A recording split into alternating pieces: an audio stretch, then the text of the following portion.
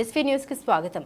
ఆచార్య professor Jayashankar గారి వర్ధంతి సందర్భంగా తెలంగాణ శాసనసభ ప్రాంగణంలోని కమిటీ హాల్లో జయశంకర్ గారి చిత్రపటానికి పూలమాల వేసి నివాళులర్పించారు. తెలంగాణ శాసన మండలి చైర్మన్ గుత్తా సుఖేందర్ రెడ్డి, శాసనసభ స్పీకర్ గడ్డం ప్రసాద్ కుమార్, శాసన మండలి డిప్యూటీ చైర్మన్ బండ ప్రకాష్, ప్రభుత్వ బీర్ల ఐలయ్య, ఎమ్మెల్సీలు మధుసూదనాచారి, చేరి సుభాష్ రెడ్డి, లెజిస్లేచర్ సెక్రటరీ నరసింహాచార్యులు తదితరులు. ఈ సందర్భంగా శాసన మండలి చైర్మన్ గుత్తా సుఖేందర్ రెడ్డి మాట్లాడుతూ తెలంగాణ రాష్ట్ర సాధన కోసం తన జీవితాన్ని త్యాగం చేసిన గొప్ప మహానుభావుడు ఆచార్య జయశంకర్.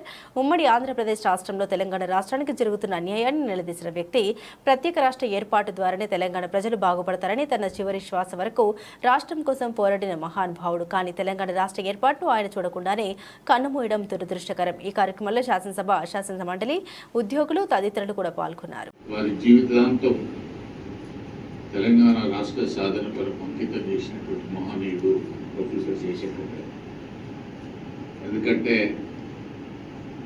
తొలి దశ ఉద్యమంలో కావచ్చు, ఉద్యమానికంటే ముందు కావచ్చు, తెలంగాణ ప్రాంతంలో జరుగుతున్నటువంటి అన్యాయాల మీద గళమెత్తి పోరాడి విద్యార్థులను యువకులను చైతన్యవంతులు చేయడంతో పాటు తెలంగాణ ప్రజానీకాన్ని యావత్తు కూడా మనకు జరుగుతున్నటువంటి అన్యాయాల మీద వారు ఇచ్చినటువంటి వివరణలు కావచ్చు, వారు ఇచ్చినటువంటి ఉపన్యాసాలు కావచ్చు, అన్నీ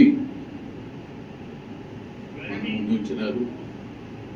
మలిదశ ఉద్యమంలో వారు ప్రత్యక్షంగానే సారథ్యం వహించేటువంటి అవకాశం కూడా వచ్చింది. కానీ తెలంగాణ రాష్ట్ర అవతరణ వరకు వారు జీవించి ఉంటే చాలా సంతోషపడేవారు. 14లో మనం సాధిస్తే 11లోనే వారు మన నుంచి భౌతికంగా దూరమవుతారు. అయినప్పటికీ